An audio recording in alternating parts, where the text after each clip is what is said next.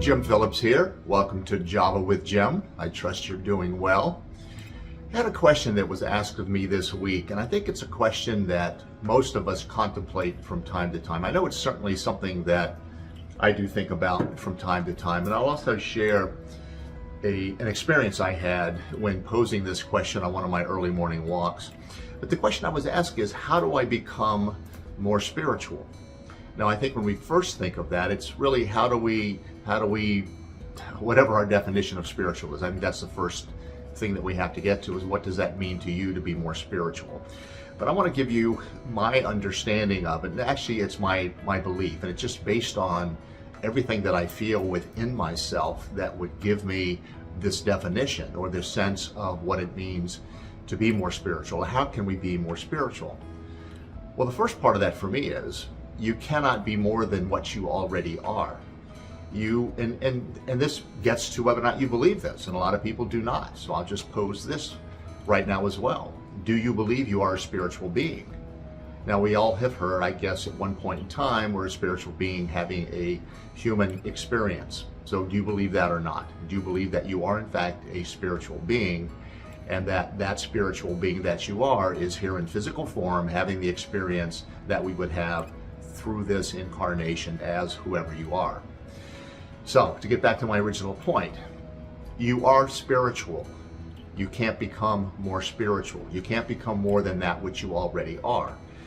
What you do, in my belief, while we're here on the earth plane, is that as we are embodied in this physical body, this vehicle, so to speak, that encases the spiritual aspect of us, the truth of who we are, that we expand upon that realization, that knowing, that true knowing that we are this spiritual being.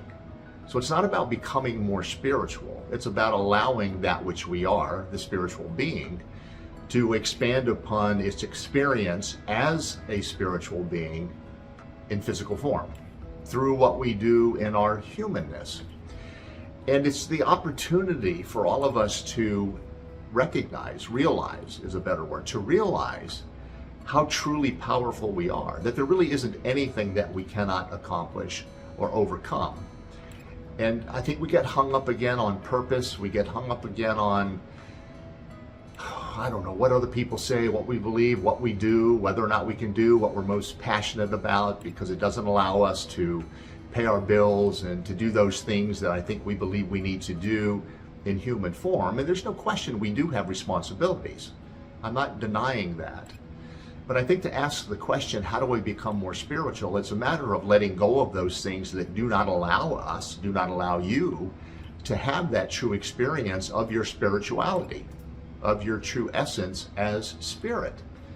And the more that we can shed that, let that go, and that comes in the form of limiting thoughts and beliefs and upbringings, and it certainly comes from our history, because most of the decisions we make are based in the history of experiences that we've had, whether it's individual or collective. And so we have to let that go. That no longer exists. That's something that took place that only stays alive because we allow it to stay alive in the current moment by the amount of energy and thought we put into it, by the amount of power we give it, by the amount of breath we give to it, and it stays alive. What's happening in this moment? What is the experience you want to have of yourself as this spiritual being in the moment? And that's how you expand upon your spirituality. You cannot become more than that which you are, which is a full spiritual being, fully connected to all that is. And when I say all that is, I mean all that is, everything, every other person, everything on this planet, the planet itself, the universe, the galaxies. We are connected. We are a part of all that is. So it's about allowing that essence of us, that is that connection, that is that aspect of all that is, to experience and express through us in this physical form and as us.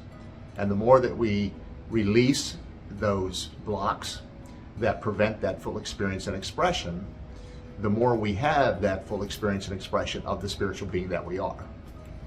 Doesn't mean we're becoming more spiritual. It means we are having a greater experience and expression of that which we are.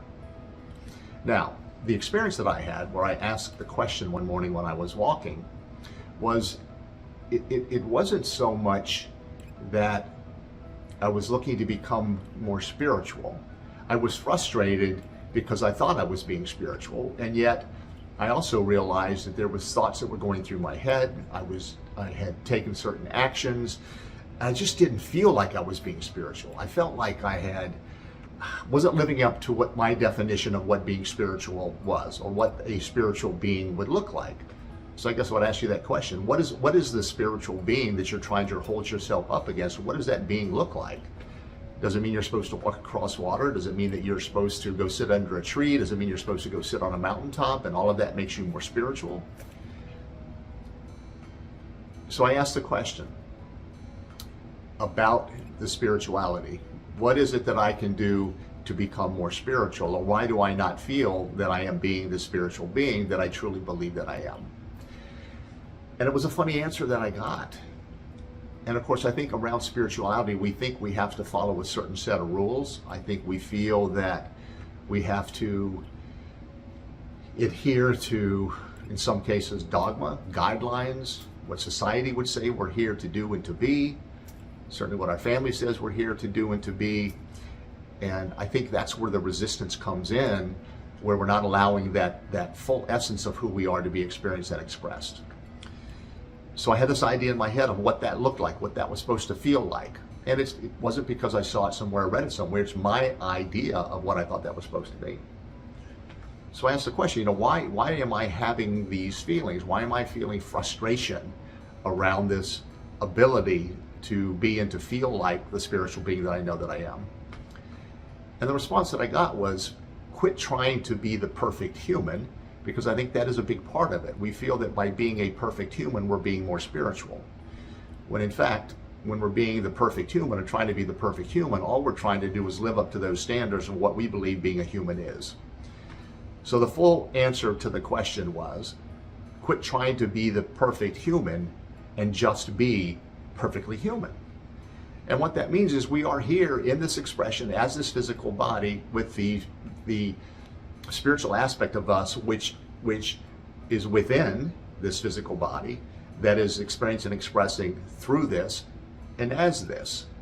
And I'm pointing to myself because it's me that I'm talking about now, but it applies to all of us.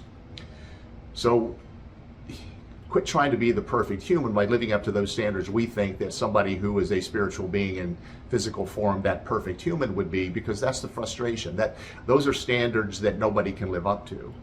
And just be perfectly human. We are here to have the experience of being a human being. We're here to have the successes, the failures, the heartbreak, the love, the successes, the failures, the health, the well-being, the sickness, all of the things that in truth we're creating that give us that opportunity to have that experience of ourselves as that spiritual being in the context of all of these life events that take place on an ongoing basis.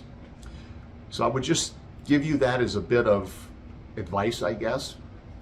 Quit trying to be the perfect human and just be perfectly human, and allow that spiritual essence, that which you are, to fully experience and express through you and as you within the context of all the human experiences that we're having. And the more that you do that, the more the consciousness is raised, your consciousness is raised, and in raising our own consciousness to a level above and beyond these events that we see on earth that we find as devastating and tragic and hurtful and harmful, as we raise our consciousness above those, we see things from a totally different perspective, and we have a greater understanding of what this is all about and who we are within the context of all of this. And then as we raise our own consciousness, we are working with the collective and helping raise the collective consciousness of humanity. I hope you find this interesting. I'm not saying you have to believe it. It's just my thoughts on it was the answer to the question of how do I allow myself to be more spiritual? How can I become more spiritual? That's my understanding. And it's come through a lot of research, a lot of looking inward, through a lot of conversations, and just really deeply contemplating what I believe the meaning of all this is, and allowing those answers to come through me And we all have that ability to do that, to receive that information, that it's in our highest and best good. And if it's in our highest and best good as an individual, it's certainly in the highest and best good for all. This has been Java with Jim. I'm Jim Phillips. If you have any questions, you want to make any comments, please do so wherever you watch this video. If you have a question for me to answer in a subsequent episode of Java with Jim, please put it wherever you're watching this video, and I'll be happy to answer it and get the message out or the answer out to all who are watching these videos. I appreciate you. I thank you for spending this time with me. Until next time, take care and be well. Bye now.